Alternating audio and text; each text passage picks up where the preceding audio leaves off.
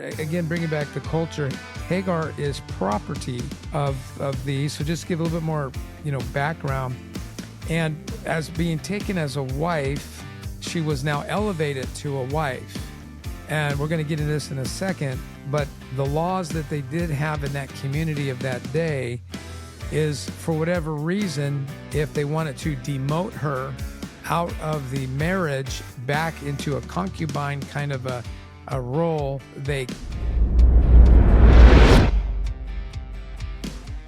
Hey, before we jump into the podcast, we want to thank all our donors and supporters who make the Today Count show possible. It's through your generosity that we're able to shape leaders through this content and this podcast. And be sure to like, subscribe, and follow wherever you find yourself coming across this content. All right, let's get to the podcast. Hello, everyone, and welcome back to the Today Counts show. Today, I have with me Gary Harpst, who is part of what's called the Genesis Project. Before I dive too quickly, let me just recap.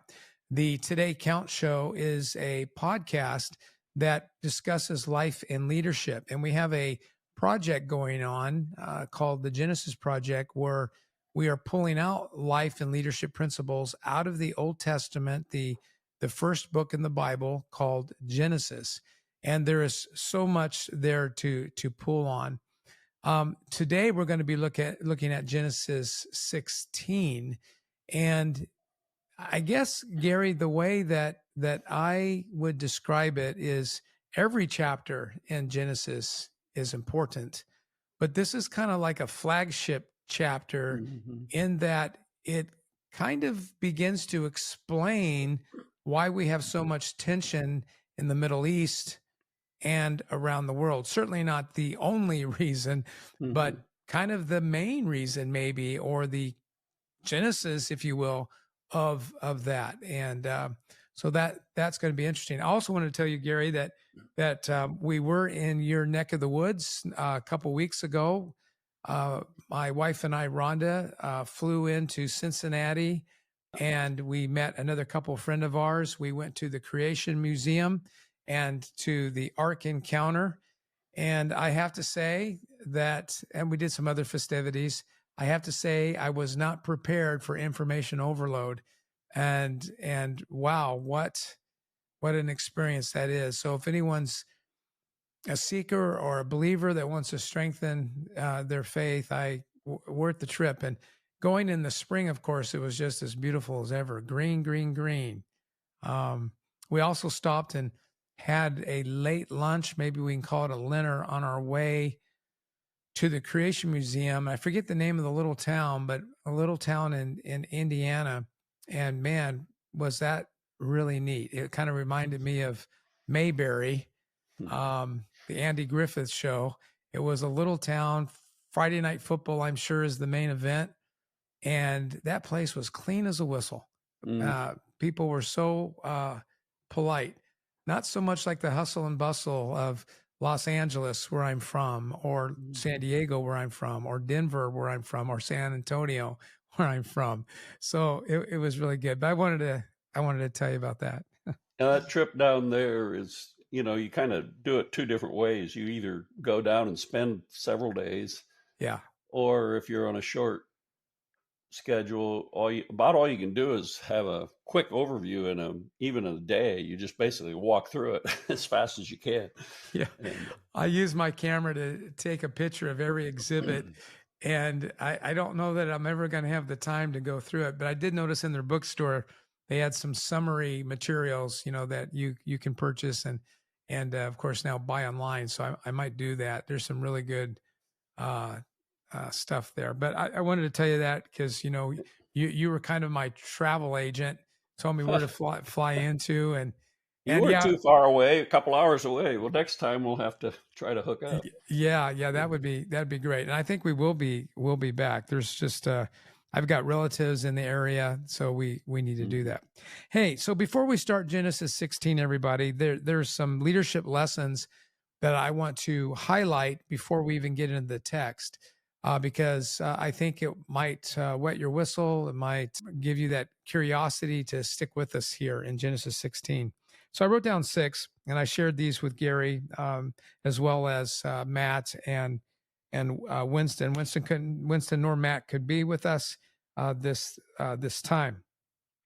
One of the first ones that I wrote down, or the first one I wrote down, is take responsibility for decisions. That means really kind of owning our decisions, realizing that we have a voice and we can give our voice away if we don't think through it.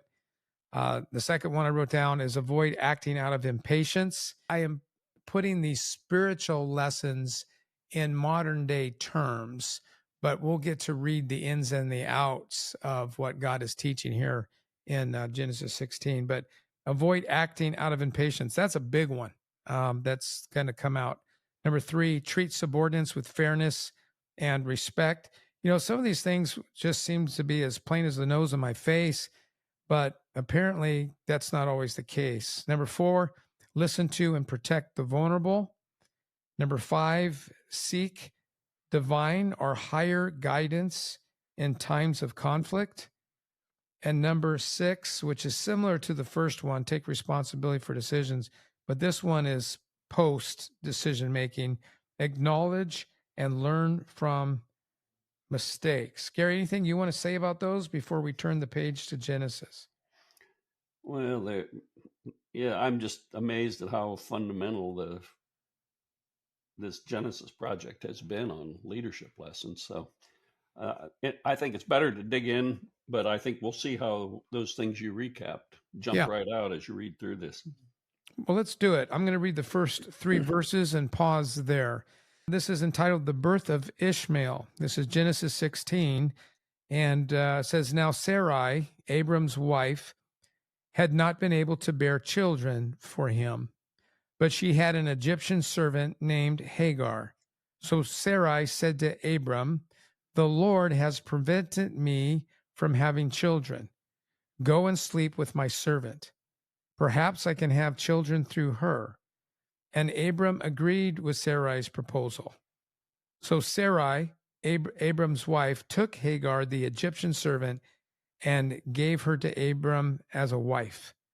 This happened 10 years after Abram had settled in the land of promise, that is the land of Canaan. Let's pause there for a minute because there's a lot right here. I guess, you know, for the modern day reader, we might go, God, this is like really weird.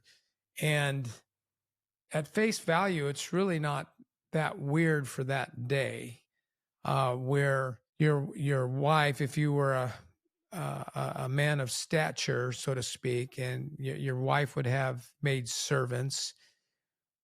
It wasn't odd that a woman would be barren, would not be able to, you know, have kids, and it wasn't odd that the man would take for himself that servant as a wife, and possibly have a child, and then that child would become his, and get this, his original wife's child. Now, that doesn't mean just because it's in the Bible and just because it seems to be that God is standing by, we know from Scripture that this isn't God's way. It wasn't his way then, and it's not his way today, but it shows you how powerful culture, you know, can be. So I just want to throw that out there before, Gary, you make any comments on what you've seen here. Well, I think you're touching on something that is a theme throughout the Bible, the power of community. And, you know, if you think about that tribal culture back then, the ability to survive even was rooted in having a like-minded community that were under one governance, under one head. And so having more children actually made the community bigger and stronger, but they were under one tribe. And so, you know, you see that in the idea of having multiple wives because you grow, you have more children faster. But, you know, really that idea of community is all through Scripture. I mean, even in the New Testament, we're baptized into the body of Christ. Their community is such a central part of what God is doing. You know, by the way, when I read these 3 verses, the first thing that came to mind was Sarah.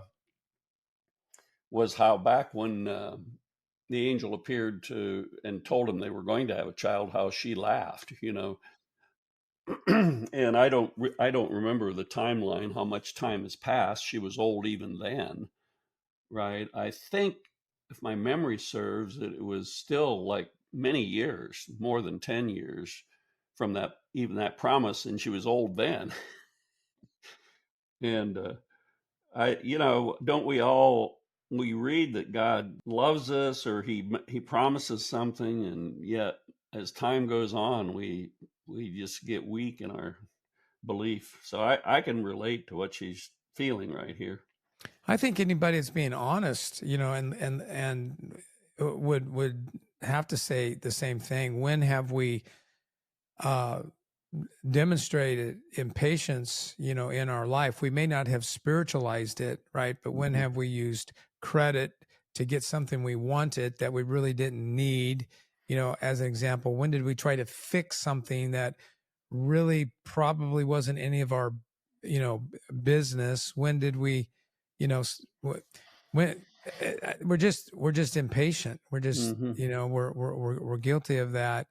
Um, and Sarai, is the instigator here to solve this problem. I'm glad that you referred to a previous the previous text, because if I recall, Sarah is kind of eavesdropping, and when he hears about the promise of them having a child, she laughs. Then she So denied she laughed. yeah, then she denied I she didn't laughed. laugh. Yes, you did. Yeah. So and in my imagination, I see her trying to cover her mouth, but it was too late. The noise Yeah. came out, and she laughed, thought it was funny. And of course she, Also in this passage, there's this complicitness of, okay, Sarah is the one initiated this, but her husband could have said no. right, passive. And Yeah. Rhonda and I, we're a team. You and I both have Rhondas. We're a team, and we're better when we don't both cave in at the same time on the same thing. Yeah. So it's not all Sarah here. No, it's not. And when we do, when Rhonda's caving and I try to reel her back, or I'm caving and she's trying to reel me back, it does often create conflict, because one of us are going down the river, so to speak. But in the end, many times we go, wow, you were right. And so that kind of goes back to your community comments. It goes back to what we've talked a lot about before, accountability. The context of accountability is ownership. In this case, we could say, if they both owned living right, doing right, honoring God, then they would have been open to a discussion, a debate, if you will. But the way the scriptures lay this out, it seems that Abram didn't put up much of a fight, which is interesting, because we are going to beat up on both of these people, because the text says so, right? I mean, it's pretty clear. But we just left a chapter where Abram was a hero and showed incredible courage and generosity and honor of God. And then, of course, the chapter before that was the mistakes in Egypt. But then the chapter before that, he believed God. And so, let's just weave in the fact that we might be doing some commentary criticizing these leaders, but we're also acknowledging that they did some good stuff.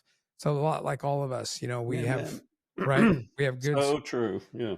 But we shouldn't change the story, right? The story is what the story is. So, Hagar, again, bringing back the culture, Hagar is property of these. So just give a little bit more, background. And as being taken as a wife, she was now elevated to a wife.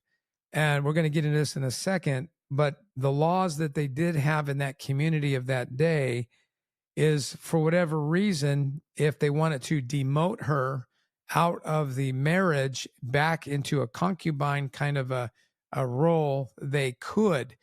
Again, not that God would approve of it.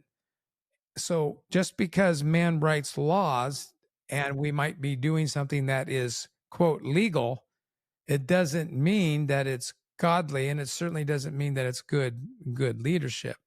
One of the things that I thought of, I don't know how much you study temperament, Gary, but from what I have seen and read of Sarai, I think if we use the MBTI, the Myers-Briggs, I'm seeing her as a guardian because impatience is at the height of many guardian temperaments, and they're also fixers. They like to fix stuff, right away. Um, um, my wife is a guardian, and we tease all the time. And I say, "Oh, let's look at our watch." "Oh, yeah, the time is now," and she wants to go after things now. So I like that. A guardian, her intentions. A guardian often gets in front of uh, right timing, but the intention is to serve. The intention is to fix. The intention is to guard. It is to protect. It is, those kinds of things. So we see that as good as humanness can be, when faith isn't leading our temperament leads us, and not the Spirit of God, that can lead us. Just throwing that out there. Verse 4 and 5 continue this part. It says, so Abram had sexual relations with Hagar, and she became pregnant. But when Hagar knew she was pregnant, she began to treat her mistress Sarai with contempt. Then Sarai said to Abram, "This is all your fault." So first she blames God, right? Earlier says, "The Lord has prevented me from having children." That was in the first part of verse 2. And I always think that's interesting when we blame God for stuff that happens in our life. And I can understand it logically, because if God is all powerful, then, his passive will, maybe, why did he let this happen? Or did he actually do it? Did he make a conscious decision to do it? Did he make a conscious decision to let it happen? Is he not, connected? But that's a very narrow view of God's design and God's creation. It's a very low elevation view, but not like I've never thought that, Sarai. So, Sarai, you can join our conversation. um, we get it, but we're wrong when we think that way. And then, so not only was it God's fault that she wasn't having children, now it is Abram's fault that she is being mistreated by Hagar. In a sense, it's true, because Gary, you pointed out that Abram didn't have to go along with this. And so in doing that, as the head of this tribe, he was a co-conspirator, at least. And it says, "This is all your fault. I put my servant into your arms, but now that she's pregnant, she treats me with contempt. The Lord will show who's wrong, you or me." In the Hebrew, the idea here is, you must take all of my pain. You must take all of my punishment. I push this on you. Yeah, this may be not center to the drama here, but yeah, there's something about I just look at the almost insane things people do related to their deepest desires. And yes, and I, as a designer, as an engineer, I say, well, why is this behaving this way? So what is it going on between Sarah and Hagar? And back in Genesis, it says, Genesis 1, that God designed us to have dominion, and to do that we had to multiply.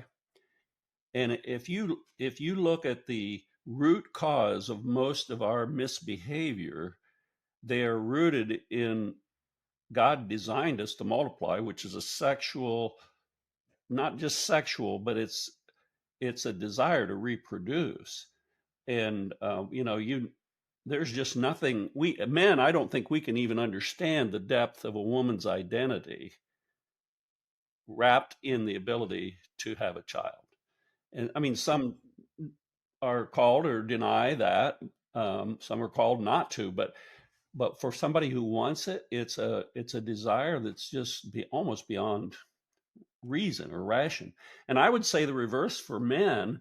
I remember, I won't use the name, but one of the most wealthiest people in the world was caught sending pictures of his private parts on somewhere else, and I'm just thinking, well, we know this guy's smart, we know he's intelligent. What kind of desire overwhelms all of his reason?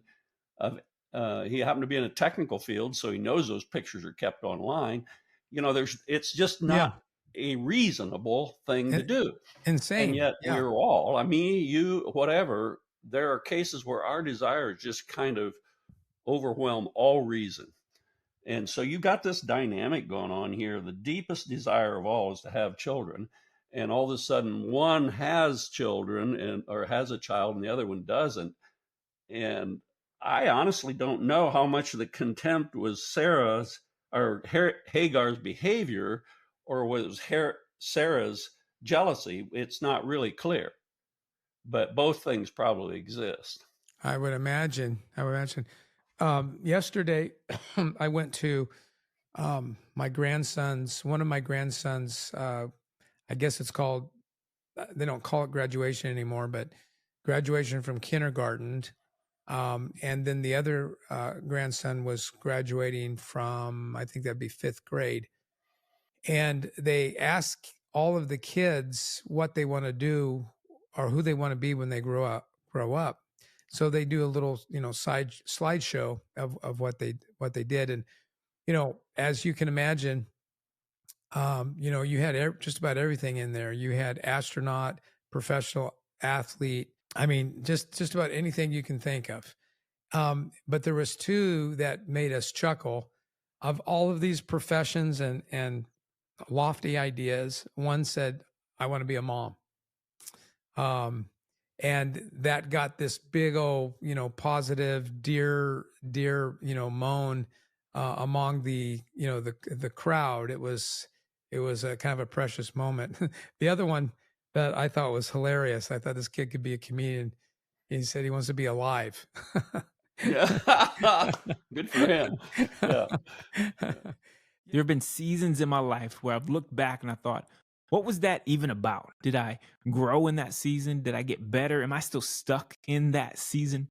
If you have similar thoughts, I want to introduce you to a book called Story, The Art of Learning from Your Past. This book, written by Jim Piper, shares principles and stories that actually help us get unstuck and step into the future we've always wanted. Be sure to stop by leadtodaycommunity.com to grab your copy today. Yeah, I think also too, it probably, the status, right? Lots of status. I think to your point, there is a deep engineering sense of identity, sense of purpose, sense of significance. We can continue to add to the synonyms, but that had to be at the center, of it all. And then, there's that concedes to some sort of competition, bitterness, regret, what have you. It's interesting though, because Ishmael was as much Hagar's, as much as it was as much Sarai's as Hagar, legally speaking. So, I think Hagar was probably a pretty tough, pretty strong person as well. There was probably that psychological high ground that she had, being that she's the one that, was able to bear a child. And imagine Sarai coming to Abram, saying that, to him. He obviously didn't know what to do, because that's what the next verse is about. It says in verse 6, Abram replied, look, lady. It doesn't say lady, folks, but Abraham replied, look, she is your servant. Interesting. So deal with her as you see fit, which was lawful. Mm-hmm. Then Sarai treated Hagar so harshly that she, Hagar that is, finally ran away. The angel of the Lord, and notice Gary, and verse 7, it says the angel of the Lord. So I believe it's pretty clear that this is the same Lord that was walking in the garden. This is the pre-incarnate Christ. It doesn't say an angel. It doesn't even say an angel of the Lord. It says the angel of the Lord found Hagar beside a spring of water in the wilderness along the road to Shur. The angel said to her, Hagar, Sarai's servant, where have you come from and where are you going? I'm running away from my mistress, Sarai, she replied. The angel of the Lord said to her, return to your mistress and submit to her authority. Then he added, folks, you need to put your seatbelt on because this is where something of massive history begins, not just in the birth of Ishmael, but in this promise, this covenant from God to Hagar. And then he added, this is the angel of the Lord, I will give you more descendants than you can count. So this is a similar covenant that God is making to Hagar that he made to Abraham, but notice something, it's absent of something big, and that's land. The covenant that was given to Abraham was descendants and land. Mm-hmm. This is a covenant of descendants with no mention of land. There's much more to read on this, but I wanted to pause there for a minute. Yeah, and if you look at the sort of the one of the primary characteristics of this genetic line, if you will, the Arab people, to this day they've been more nomadic.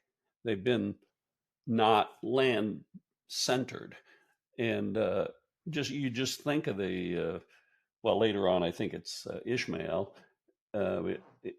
This same idea is continued on that says you guys are always going to fight among yourself unless you have a common enemy, and then you'll unite. And that's exactly what happens. They fight among themselves until there's a greater enemy, which often could be Israel or someone else. Yeah, you're right. This is so profound in the seeds that were planted in this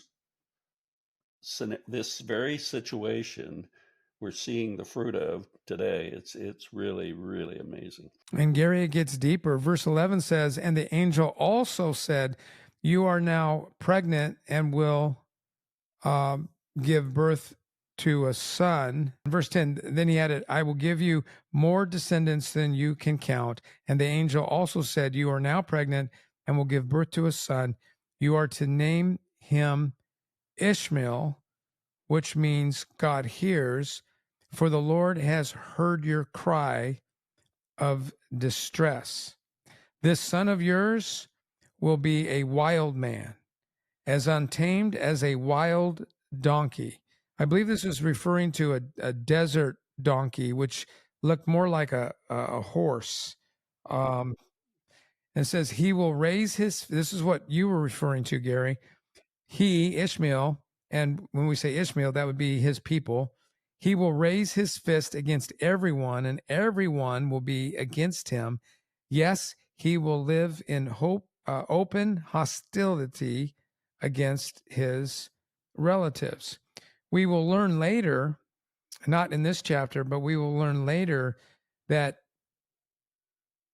it appears that if you haven't read between the lines, folks, what we're talking about here is the Arab people, the Arab nations, and what happens down the road, which we will read about, is that Ishmael will become known as the Ishmaelites, and they will have 12 tribes almost as a copy of the Israelites who had 12 tribes. And though Isaac and Ishmael were half brothers, these are nations at war. Yeah. Mm-hmm. And have been at war. So when we watch what's going on in the Middle East and we form opinions without reading scripture, we're pulling from a deficiency in information. Yeah, that's right. You mentioned 12. You look at the significance of 12, it sort of is symbolic of a nation. And so Israel had 12, but the church has 12. And for whatever reason, God has chosen to use that symbol, if you will, of a nation or a people. You also notice the name here, Ishmael and Israel. Mm-hmm. They're very parallel. El in that language means God, and one means to be, what does it say down? Mine says God hears. That's what Ishmael is. Mm-hmm. And Israel is more in contention, if you will, or more. Yeah. It does come from a root of contention. You think about, sometimes I think to be close to God and to grow in your knowledge of Him is a very gritty process, because the closer you get to holiness, you are unpredictable when you kind of enter into that holiness. And it's, I think that name Israel in the conflict is rooted in being in relationship to God. I'm not saying it very well, but how can you get close to the pure and holy God and not have some consequences of that? And of course, Jesus at the cross bridged that. But I don't know. It's, what I'm getting at, that being close to God is not, it's holiness next to something that isn't holy. Yeah, and I think where people in the West need to be careful when we make our judgments about good guys and bad guys in the Middle East. Maybe we should stop for a minute and remember some things. One, you can help me. I'm going to do this at the top of my head. One is that in a human sense and even in a divine sense, Abraham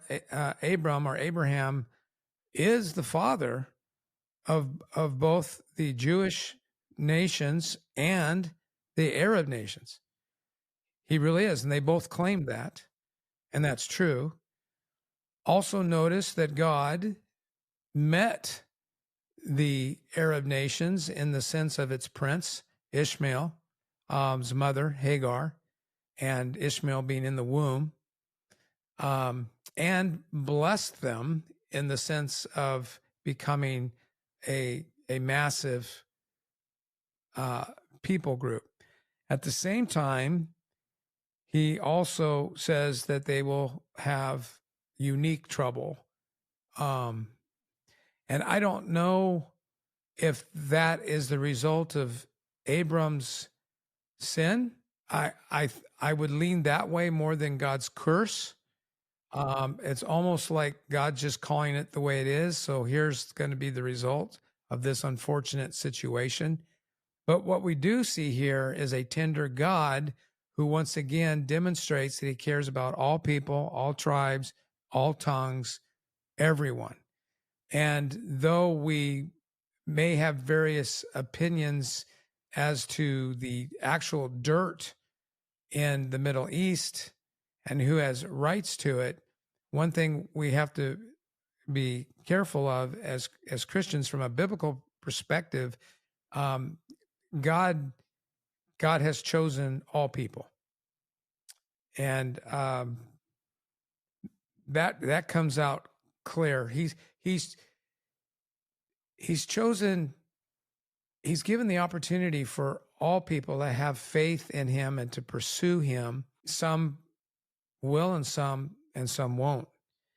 But this is kind of what I meant about sticking a flag in Genesis 16, because this is kind of where the world is divided in a pretty significant place. And one side comment here, it says Ishmael, that name means God hears.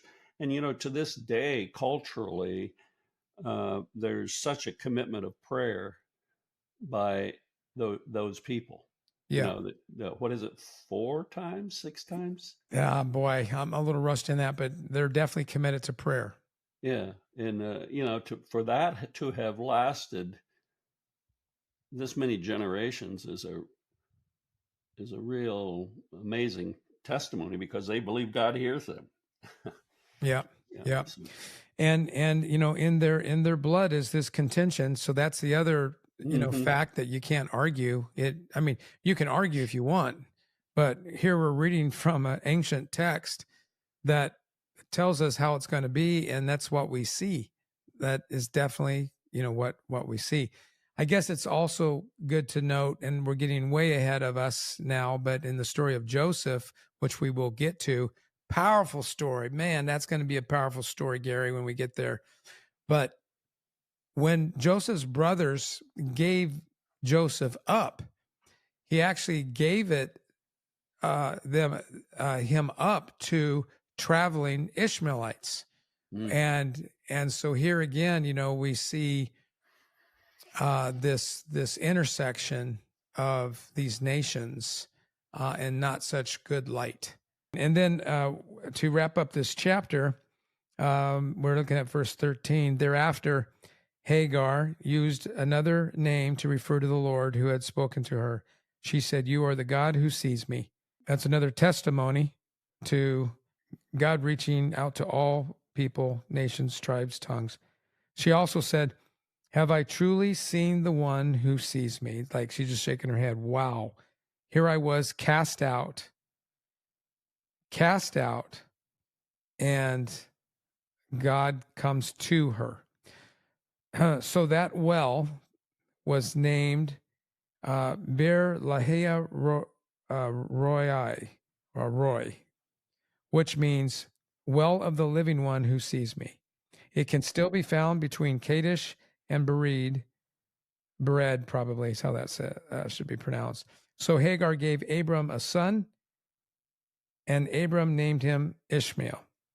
Abram was 86 years old when Ishmael was born. Though Abram did not do this, hopefully he came around, later. God stepped in for Abram and provided that voice, that comfort for Hagar, which really should have come from Abram. And so God here, what we'll call it the angel of the Lord here, to be more exact, although I've shared my view, the angel of the Lord came and comforted somebody who, in some ways probably deserved it. I mean, we had a fight going on between these ladies, so I'm sure there was plenty of crime to go around, plenty of blame to go around, but to be cast out completely and to be thrown out to die, and Abram allowed that to happen. He what's the term? He dismissed the problem and just gave it to Sarai to do what she would want. That is not what we want to be doing as leaders. We need to speak for those who can't speak for themselves. There's a thing called grace and there's a thing called mercy. Leaders would do well to pay attention to mercy. Sometimes people bring things on to themselves, but I'm not sure we're called to compound the problem, to pile on to the problem. How can we provide some service, some hope, for the future? There's another leadership lesson in here that is probably one of the most challenging, I think, for me personally. Back up in verse 9, the good news is God sees her and speaks to her and cares for her, but his command is return and submit. And it's not just return, it's return and submit. yourself to her authority.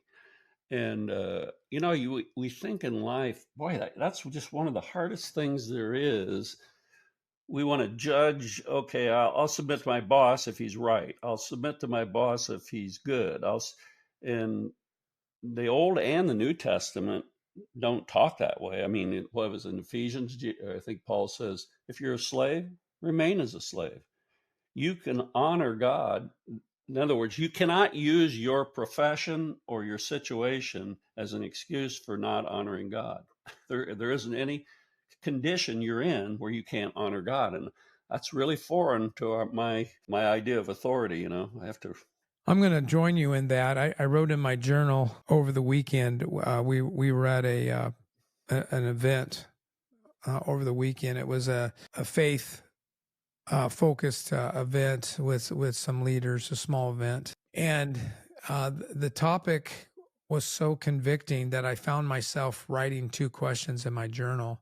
Mm-hmm. One question was, when is the last time you went out of your way to serve somebody in need? And then the other one was similar. What if you worked harder at adjusting your mindset to serving others? Similar question, but one was challenging my memory to, it's one thing to serve somebody when it's convenient, when it's easy, but to serve somebody when it's going to cost you something, that's a different level of service. And then, what is my general posture of serving? So I think that's kind of related to what you were saying. And if I'm going to go to work and I'm going to serve, or am I going to be a Monday morning quarterback, questioning everything that my boss has said or done or is leading us, to do? Not saying that we have to check our brains out and follow somebody over a cliff, but I think your point is well taken, and it's a great place, I think, to end Genesis 16 as we journey to 17. So, folks, if you haven't felt the heat is here. It's coming.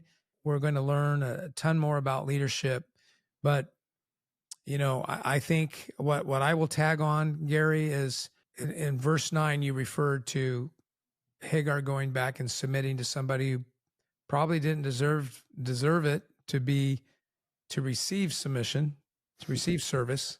But the other one that jumped out at me is the conflict between Hagar and Sarai, and Abram did not step in. Mm-hmm. And he probably didn't step in because he didn't want to step in, but he was also part of the problem. Mm-hmm.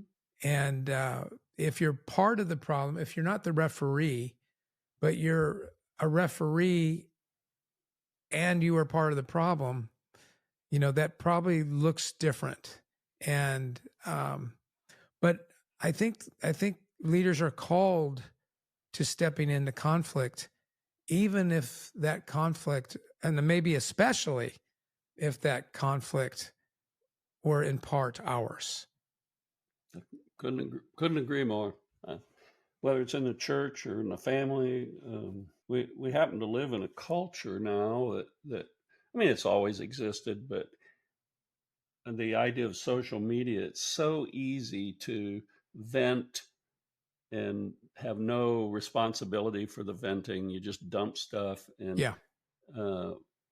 so this sort of almost consumer mindset in our relationships. Well, I'll stay in marriage as long as it's convenient. I'll stay in my job as long as it's convenient. As long as.